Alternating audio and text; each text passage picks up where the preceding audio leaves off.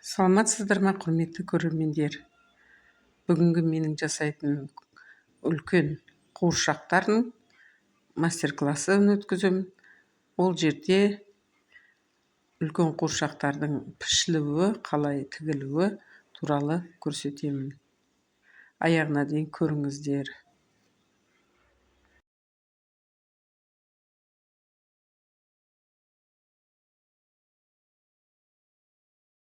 Біз міне басты жасадық 42 сантиметр. Өйткені осы мына жағында еще дополнительно домалақ қосылған кезде бұл 50 сантиметрге өседі. Сондықтан біз 42 сантиметр алдық. Енді оны мына үшке бөлеміз. 42-ні біз бас жағына көбірек қалдырамыз. Мына 15 сантиметр мына жерге.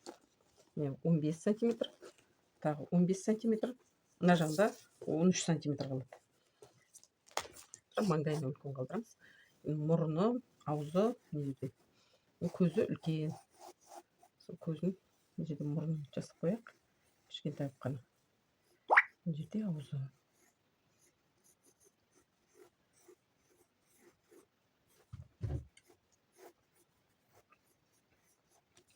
Көзін бізде көзі өте үлкен. Қазақшаға ұқсатып, домалақ біз домалақ қыламыз, бірақ көк емес, қара қылып, сондай. Біз қазақшаға келтіріп, осылай жасаймыз. Осылай.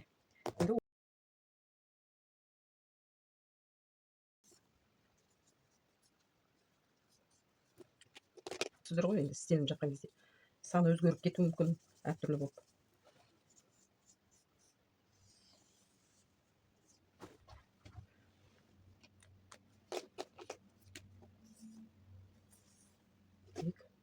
Өте шаш болса, лучше кекіл болған жақсы, бірақ не знаю, кекіл ұнатады ма, ұнатпайды ма.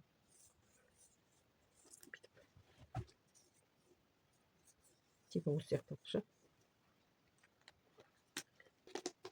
Болды. Енді осыны поролоннан кесіп келтіріп басты формасын шығару үшін мынаны тура ортасынан бүктіп бір-біріне тура болу керек. Сол үшін ортасын бүктейміз. Тек осыны кесіп аламыз қазір. Енді көзін. Өздеріңіз қарасаңыздар, қай жақ көзі әдемі, соны аламыз. Мына жақ көзі үлкен әдемі. Осыны қалдырамыз. Аузы, мұрын жаңағы кесіп қоямыз. Өйткені осының бәрін поролонға түсіреміз. Оны деп кесіп аламыз пышақпен. Енді осыны поролонға көшіреміз. Бізде басымыздың арқасы бар. Мынау алды болса, мына бет жағы, мынау арқасы бар. Оны біз алтыға бөлеміз. Алтыға бөлу үшін біз мына диаметрін табуымыз керек қой. Сондықтан бізде мысалы үшін мына басымыздың размері 42 сантиметр болған. Сол 42 сантиметрді 42 сантиметрді көбейтеміз 3,14-ге. Сол кезде 131 шығады. Біз 131-ді бөлеміз 6-ға. Сол кезде бізде 21 сантиметр шығады. 21 сантиметр. Сол 21 сантиметр мынандай қиықтар жасаймыз. Ол қиықты мен мына жерде көрсеттім қазір. Мынаның ұзындығы.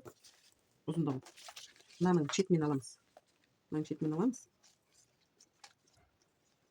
Мына жерде мойны басына кіретін, сол жерге дейін аламыз. Біз бас сеу үшін 60 сантиметр. 60, 59, 60 сантиметр. 60 дебірек, 59, 60 сантиметр ұзындығы. Мына ұзындығы, полностью былай ұзындығы, биіктігі.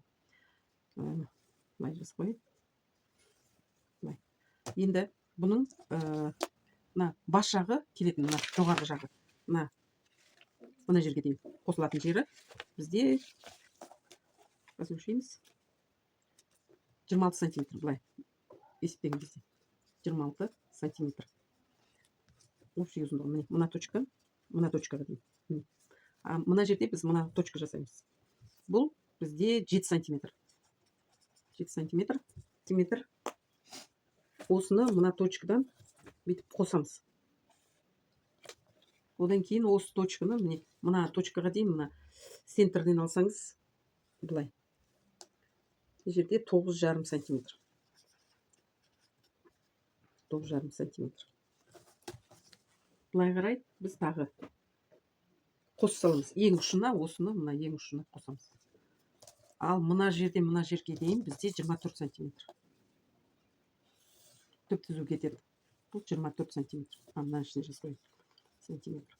Одан кейін барып бізде аяқ жағы, чтоб мойын жағында бүйтіп келетін жері әдемі болып тұру үшін алтына еще тағы екке бөлеміз. Сол кезде әдемі домаланып шығады. Сондықтан біз мына центр еттік қой, мына жерде центр. Мынау центр жаңа. Соны біз аламыз да бөліп тастаймыз. Аяқ жағында бізде 4 сантиметр екен. 4 сантиметр. 4 сантиметр болады. Мына жері кесіледі. 4 сантиметр міне 8 сантиметр. 8 сантиметрді көбейтеміз 6-ға. Сонда 48. Кішкентай болып қалады.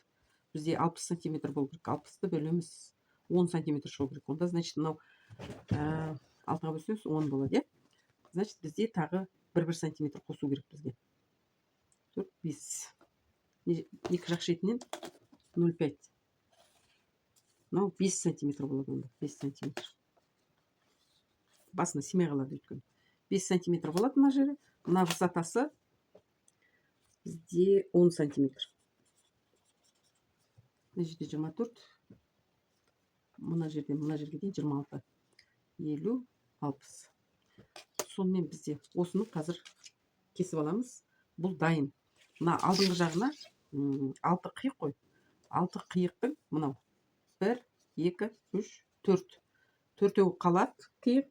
Төбесіне дейін мына жерге дейін уже алдыңғы жағында беті болады ғой. Соның мына бөлігі төбесі жағы ғана болады. Қалған 4-еуі ғана қиылады. Бет жағына мына шұрышы ғана қосылады. Өйткені сол кезде бізде домалақ болып шығады. Түсінікті деп ойлаймын сіздерге. Бізде төбе жағы өзгеріс болды. Жоғары жағы 23 болып еді ғой. Енді 26 болған. 2,5 сантиметр алып тастадық. Өйткені бізде төбесіне келмей қалды. Сол үшін төбесінен 2 сантиметр алып тастадым. Мына жердің ұзындығы 23,5 сантиметр. Мына жазайын. 23,5 сантиметр. Мына жерден мына жерге дейін ең ұшына дейін. Сонда мына точкадан мына точкаға дейін 18 сантиметр. 18-де 5 сантиметр. Мына точкадан мына точкаға дейін 9,5. 9 сантиметр. 9. Сонымен міне бізде басымызға бұдан 6 қиық шығады. 6 қиық болды. Өстіп кесіп шығамыз.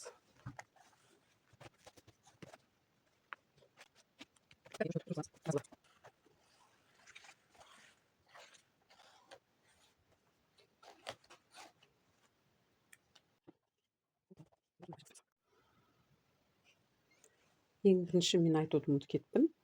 Мына поролон бізде қатты поролон. 3 бірақ қатты поролон.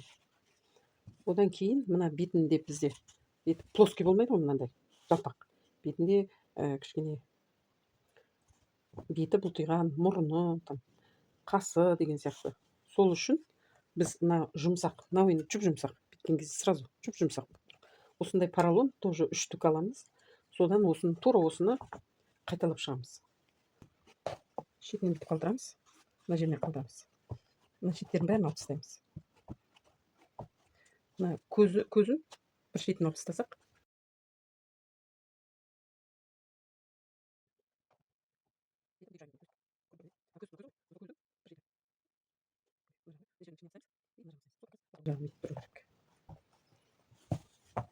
Енді мынаны үстіне бірінші очередь мына жерін жабыстырамыз, жақсылап.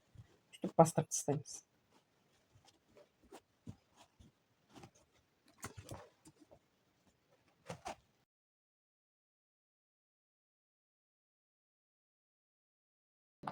жері томпайып тұр. Мына қыры мынаған бүйтіп келіп жабыстырылады. Сол кезде мынау әдемі болып тұрады. Жабыстырып шығамыз. Мына торсық маңдайлы бала болып шығады. Мына сонда. Кішкентай детский. Көзімен көзін келтіріп, осы ортасын бүйтіп жабыстырып саламыз. Оны бастап қоямыз. Қалғанын сосын ертең бүйтіп жабыстырып шығамыз.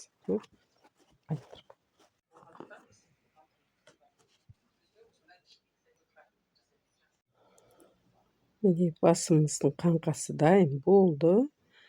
Енді осыны қаттап ары қарай жалғастырамыз. Тағы айтатын, мұрынын біз белгілеп қойдық. Мұрынын бәрін қаптап біткеннен кейін ғана кішкентай ғана мынандай домалақ қып жасай саламыз. Вот. Өздеріңіз көргендей, міне бүйтіп бұлтиып, үстінен қарағанда міне мынандай, мына көздің бәрі ішіне кіреді. Мына маңдайы кішкентай балалардікі сияқты бүйтіп шығып тұрады. Вот, енді ернін бәрін уже матамен келістіреміз. Мына төбесіне біз покосой келтіреміз. Мына матамыз біздің флис деген жақсы созылады. Кір көтереді жақсы. И жуа салғанға да оңай. Осыны елімізді бұрышын 90 градусты. Маскамыздың үш бұрышын осы жаққа келтіреміз. Өйткені покосой болу керек.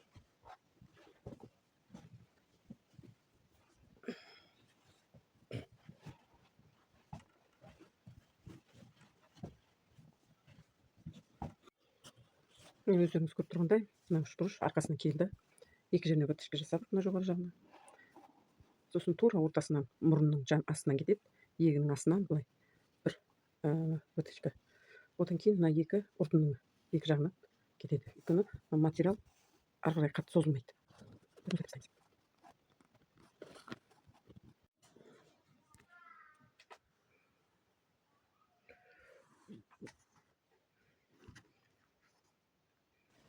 Сол, бәрін жабыстырып шықтық.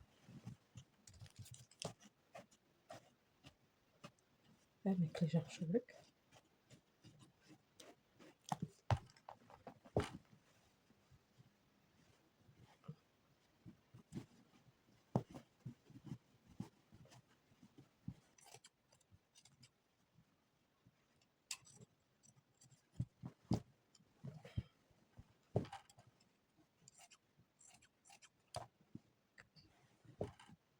Мынау былай келеді.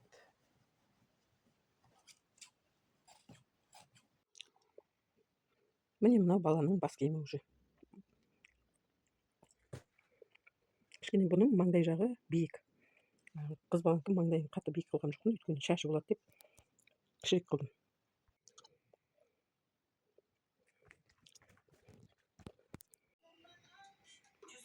Мальчиктің басы дайын болды.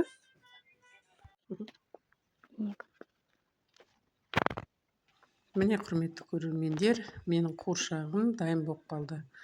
Міне көздерін, кірпіктерін алдыңғы видеоларында көрсеткенмін қалай жасағанды. Тура сондай қылып жасап жатырмын. Шаштарын бәрін теріден емес, кәдімгі флизден өзін клейлеп, драпировать етіп жасадым. Осы қуыршақтарды жасауға пайдаланған материалдарым: біріншіден поролон, 3 штук қалың, плотный. Одан кейін жұмсақ поролон, ол да 3 штук. Одан кейін флис материал, или пена дейді. Одан кейін шаштарына да сол флисті пайдаландым. Клей, найрит клей. Ол поролонға, теріге, барлық көп нәрселерге пайдаланады.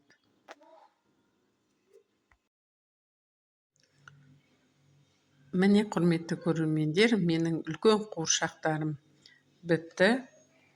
Сіздерге ұнап жатса, өздеріңіздің лайктарыңызды басып, пікірлеріңізді қалдырып, тіркеліп отырыңыздар. Менің келесі видеоларымнан қалып қалмаңыздар. Хош, сау болыңыздар. Келесі кездескенше аман есен болайық.